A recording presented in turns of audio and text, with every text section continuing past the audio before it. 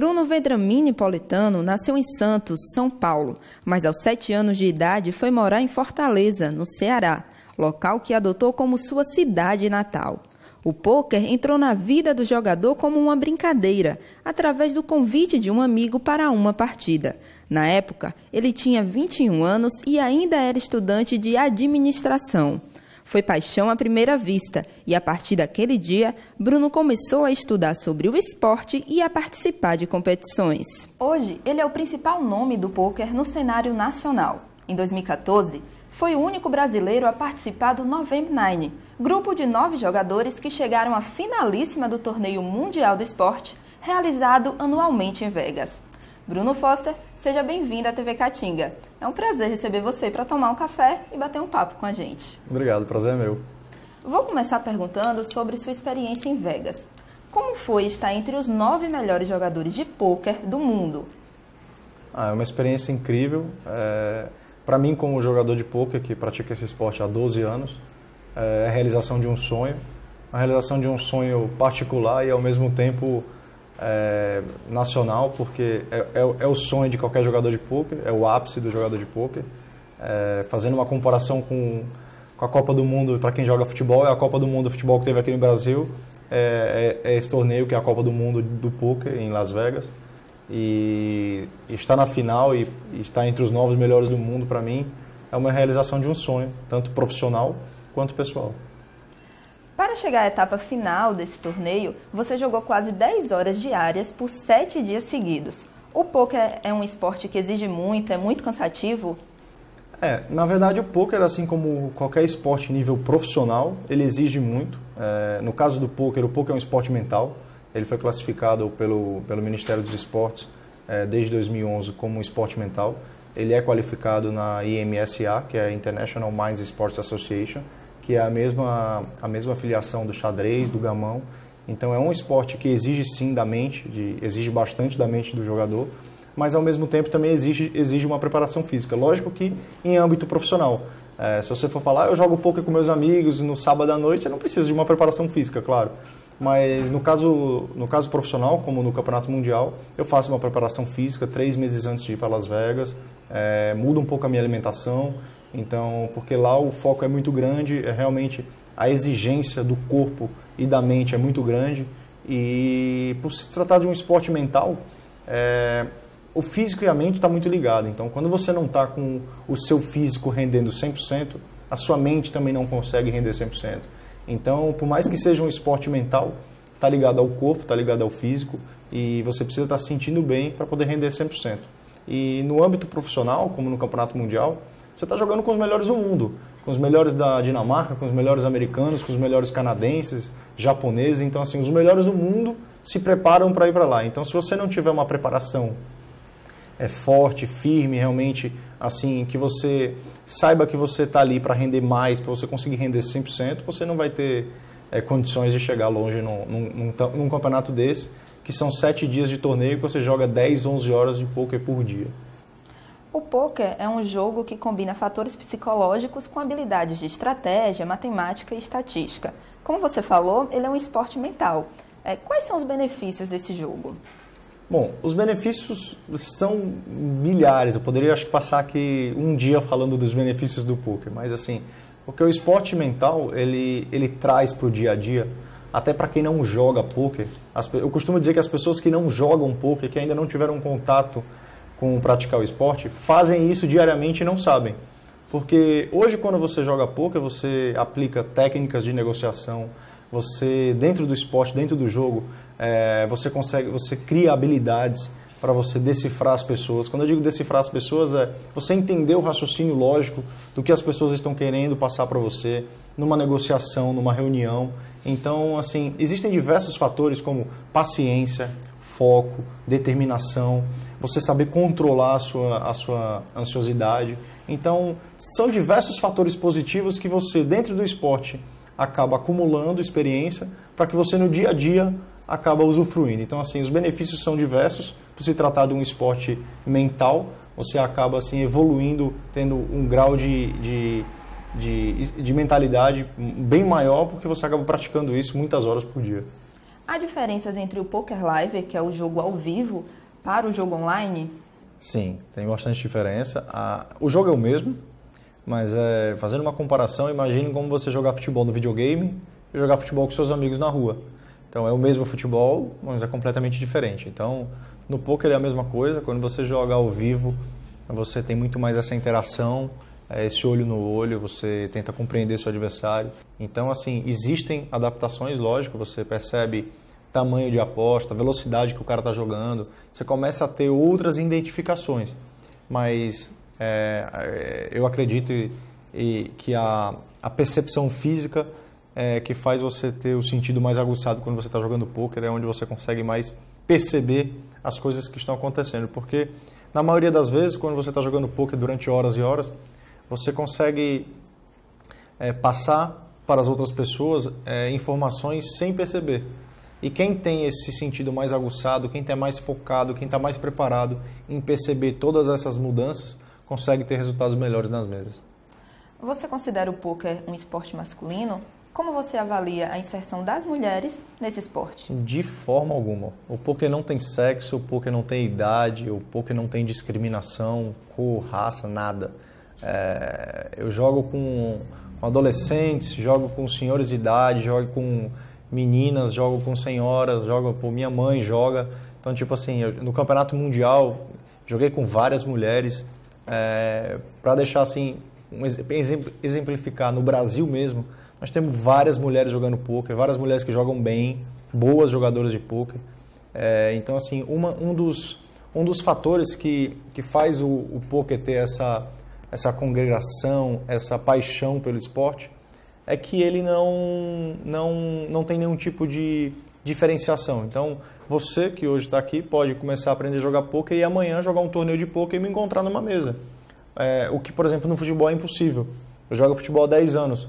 Quando eu vou jogar futebol com o Neymar? Nunca, porque o Neymar é um nível profissional e ele só joga entre os níveis profissionais. No poker, não. No poker, eu, como profissional, como finalista do Mundial, finalista do Latino-Americano, campeão brasileiro, você pode sentar numa mesa, pagar uma inscrição de torneio e jogar comigo. Jogar com um senhor de 70 anos, jogar com uma menina de 18 anos, com um rapaz de 30 anos. Não tem essa qualificação, não tem essa distinção. Então, é mais um dos fatores que faz com que o poker seja mais apaixonante do que ele é. Durante as classificatórias do torneio mundial, você jogou todos os dias com a mesma camisa e comeu no mesmo restaurante. Você é sempre assim supersticioso? Na verdade, eu sou supersticioso, mas não sou tão supersticioso quanto as pessoas pensam. Na verdade, de usar a mesma camisa, de comer no mesmo lugar, essas coisas, na verdade, não é que eu acredito que eu fazendo isso, eu vá ter um resultado positivo, não é que eu fazendo isso, as coisas vão acontecer para mim, não é isso. Na verdade, o meu raciocínio é energia. Eu acredito muito na energia das pessoas. Então, tudo que me faz bem, tudo que me traz energias positivas, eu gosto de manter, eu gosto de fazer, eu gosto de seguir aquilo, porque aquilo me traz energia boa. Me trazendo energia boa, me fazendo eu me sentir bem, faz com que as coisas aconteçam para mim. Eu acredito muito na força do pensamento. Então, quando eu usei a mesma camisa durante 7 dias, usei a mesma bermuda durante 7 dias, jantei no mesmo lugar durante 7 dias, na verdade não foi uma superstição no caso de dizer assim, não, se eu não jantar aqui, as cartas não vão vir, as coisas não vão acontecer. Não é isso, de forma alguma. Seria hipocrisia da minha parte dizer que teria mudado alguma coisa se um dia eu tivesse comido um hambúrguer em vez de ter comido sushi. Não, isso é surreal. Na verdade, é porque aquele ambiente onde eu estava indo jantar todos os dias era um ambiente super agradável. Quando a gente chegava lá, as pessoas do lugar que trabalhavam lá, por já estar acostumado com a gente, faziam festa, brincavam, conversavam. Então, eu me sentia tão bem, eu estava num clima tão bom que eu não queria mudar isso. Eu não queria, de repente, ir para um outro lugar, comer em outro lugar e não estar satisfeito e a comida não ser boa. Eu disse, não, estou num momento importante da minha vida, um dos 7 dias mais importantes da minha vida como profissional de poker. Eu vou manter tudo do jeito que está, tudo do jeito que eu estou me sentindo bem, não tem para que eu mudar isso. E foi isso que eu fiz. Mas é muito mais no sentido de me sentir bem, de me trazer energias boas, do que acreditar em superstição que aquilo possa me trazer.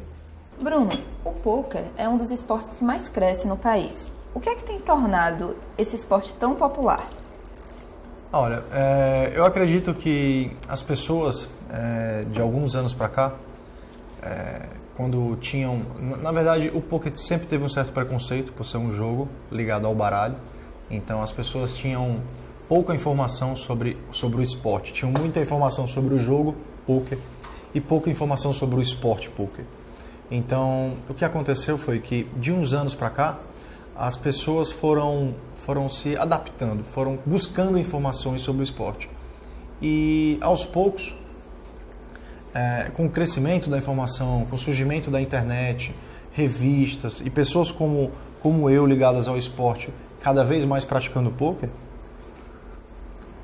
as pessoas foram adquirindo informação e entendendo e interagindo com o poker. Então, as pessoas hoje enxergam o poker de uma forma diferente, porque entendem que o esporte, que o poker, não é um jogo ligado ao baralho, é um jogo formado por pessoas, é um jogo de gente. É um jogo onde você usa estratégias e habilidades suas, que provém da sua mente, para você ter vantagem em cima dos seus adversários. Para você ter uma ideia, existem algumas pessoas que são campeãs do mundo 2, 3 vezes. Tem um cara que tem 10 títulos mundiais de diversos eventos paralelos. Então, assim, como a gente pode falar de sorte quando a gente tem várias pessoas ganhando vários títulos mundiais, torneios com 2, 3 mil jogadores? Então, assim... após vários estudos, inclusive das universidades de Harvard, Tel Aviv, foi comprovado matematicamente que o poker é um esporte mental, porque ele é usufruto da habilidade do jogador e não da sorte vinda do baralho. Então, eu costumo falar que esse processo de informação trouxe para as pessoas um pouco menos de pensamento, daquele pensamento que a gente tinha antigamente, da cultura de você denegrir o jogo por não ter informação. Então eu digo que o sucesso do poker no Brasil nada mais é do que o sucesso do poker no mundo. É o que as pessoas lá fora, Estados Unidos, Europa, já têm há muitos anos e que hoje está chegando aqui no Brasil, que nada mais é do que a informação. Então a informação... ela abstrai um pouco a ignorância no sentido de ignorar aquele assunto. Então, quando você passa a entender o assunto, você passa a se apaixonar e conhecer muito mais o esporte. A Universidade Federal do Vale do São Francisco agora tem a disciplina optativa de pôquer. Como esse esporte pode contribuir para a formação acadêmica desses estudantes? Olha, de várias maneiras. Primeiro, eu quero parabenizar a Univasf pela iniciativa.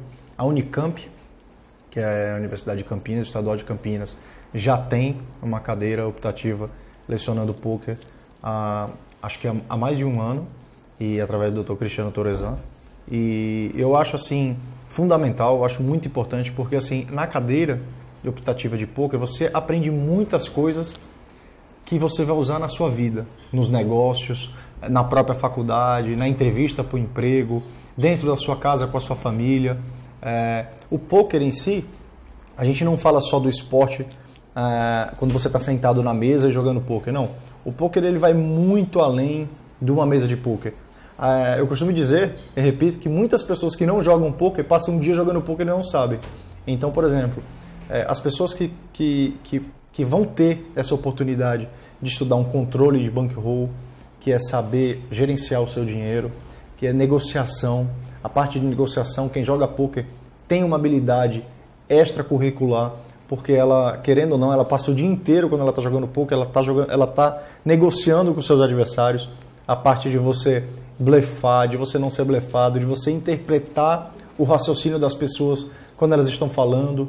Você sempre deixar as pessoas falarem antes. Você não precisa chegar numa reunião, numa palestra ou numa negociação ou querer vender alguma coisa e sair conversando e atropelando, não. No pôquer você tem muito a estratégia da posição do jogo. Então você sempre tem aquela teoria de que deixa a pessoa falar e depois você fala. E enquanto a pessoa está falando, você está pensando e estudando tudo que aquela pessoa está fazendo. Então assim, o pôquer é isso. Você passa horas e horas jogando pôquer, interpretando o que as pessoas estão pensando e que ações elas estão tomando em relação ao que elas estão pensando. E você pensa no que você tem que fazer em relação àquilo.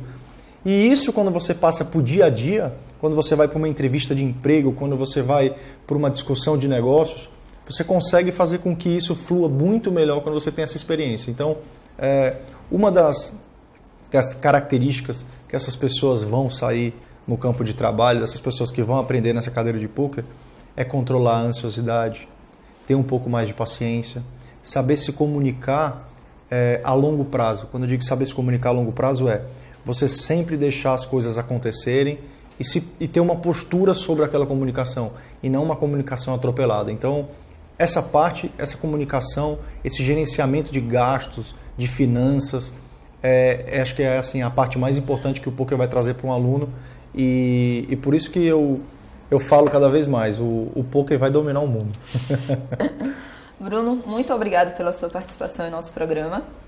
Eu que agradeço o convite e mais uma vez reforço a importância dessa cadeira, desse grande passo que uma faculdade federal no Brasil está dando para o esporte e para os seus alunos. Obrigado pela presença aí de todos vocês e sempre que puder e que o poker tiver algum espaço e que precisar de alguma coisa, podem contar comigo porque eu pratico esse esporte há 12 anos e garanto a todas as pessoas que ainda não conhecem que quem tiver um pouco mais de informação e procurar saber do esporte vai se apaixonar. E essa foi mais uma edição do Entre o Café, uma Prosa. TV Caatinga, a verdadeira imagem do sertão.